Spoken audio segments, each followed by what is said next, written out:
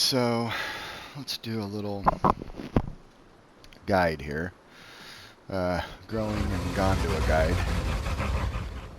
You can apply the same thing to Pandura, but Gondwa is the new server that everybody's playing on and seem to have a hard time growing on. A lot of people are complaining about how the server is, you know, very grindy. There's less resources, less water. It's a lot more difficult. If Pandura is easy mode or normal mode, Gondwa would be the hard map. But I'm growing, as you can see here. I've got 1, 2, 3, 4, 5, 6, 7, 8, 9, 10, 11, 12, 13, 14, 15 adults on this server. And I have 16 on Pandura. So I've grown just about every dinosaur you can think of on Gondwa. Except for the Kaiwika, it sucks. It's the worst experience I've ever had in any video game was playing that thing. It's horrible. Nothing good about it. It's broken. They need to do something to fix that. But some of these are hard. The trike can be kind of hard because he's slow. The Bars Boldia is extremely hard because he's very, very slow. And I have the defense one, and with defense hide, and it's just like a snail. So it can be pretty hard. But some of the stuff that I do to grow, I don't really find it hard. It's challenging and fun to grow, but I wouldn't say it's hard. The people that say it's hard, I think, are not really understanding how to grow the dinosaur. There's a few tips that you can follow that will make it easy for you to grow too. And those tips include, number one, try to grow with a partner. Just 2 people is like perfect because you guys can split quests and be quiet together and collect. And that's the other thing, whether you're by yourself or with a pair. I don't really recommend doing anything more than a pair. 4 people's too much because you start getting noisy and then you start competing for resources, and it's a little bit harder to grow that way. Somebody ends up getting killed or something. So 2 people or 1 person is the best to grow with. And you always want to avoid contact with any other dinos. Totally avoid contact. It's the best thing to do because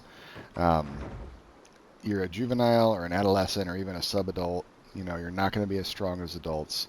You're not equipped. Usually you don't have all your move sets. You're just not equipped to fight yet. Fighting is for the adults. So most of the time, a lot of the time, people die when they're growing. It's because they try to engage into a fight. Or they see another player and they think they're going to be friends with that person.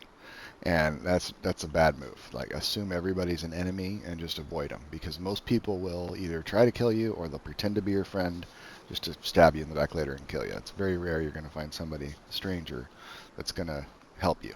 Okay, happens sometimes, but it's not the rule. It's the exception. So don't trust people. Just try to stay away from people.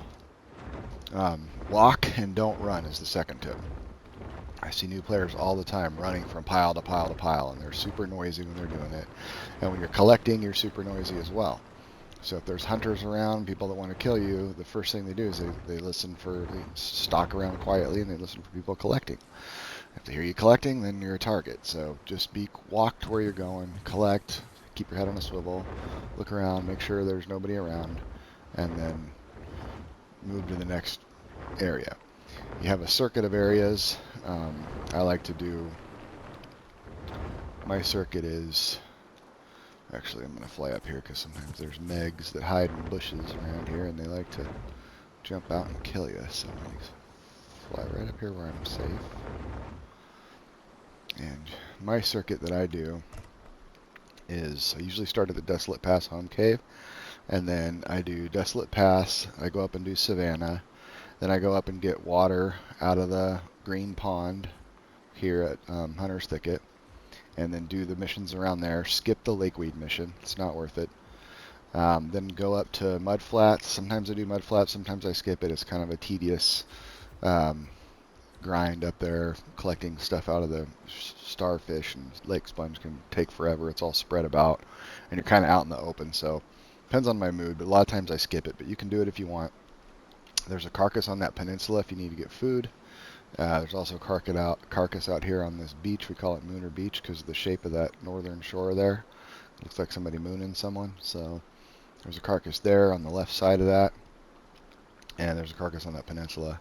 But you go up for mud flaps and you can get into Rockfall. Also has a carcass near there's like you can see by the pond on the left side of the pond, kind of northwestern side, there's like a rock formation that looks like a smiley face, 2 eyes and a mouth.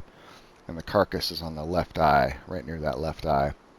So you can get food there. The pond is freshwater. You get your fresh water there. Then you move to Rainbow. Do all Rainbow.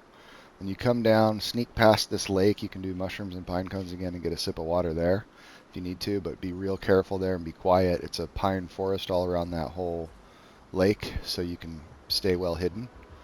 And then you drop south here into Burn Forest, do all those missions, and then you come back here to Desolate Pass, and you can get water again at the hot springs if you need to. There's also a carcass here in the middle of this Desolate Pass on one of those cliffs. And then you can come back to the home cave and you're done, or you can run the circuit again. But that's the circuit I do, and you want to keep moving from one locale to the next. Don't stay in one area. A lot of people like to go from one area to the next and they just go back and forth, but I don't recommend that because you become a target. And when you stay in one place, the longer you stay in one place or even 2 places, the higher the likelihood that you're going to get caught and get. There's hunting packs that roam around if you don't know, and they're going to check that area. And if you're not moving around, then they're going to probably find you and kill you. So if you're moving around in a circuit like that, then you're a lot less likely to get found out.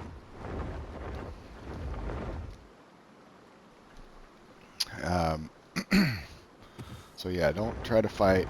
Keep moving. Focus on collecting. Do it with a partner, and you should be fine. Another trick you can do is if you're chatting in the chat is you can pick something up in your mouth, and then you won't make any noise. So like I could pick up a flower here, like that.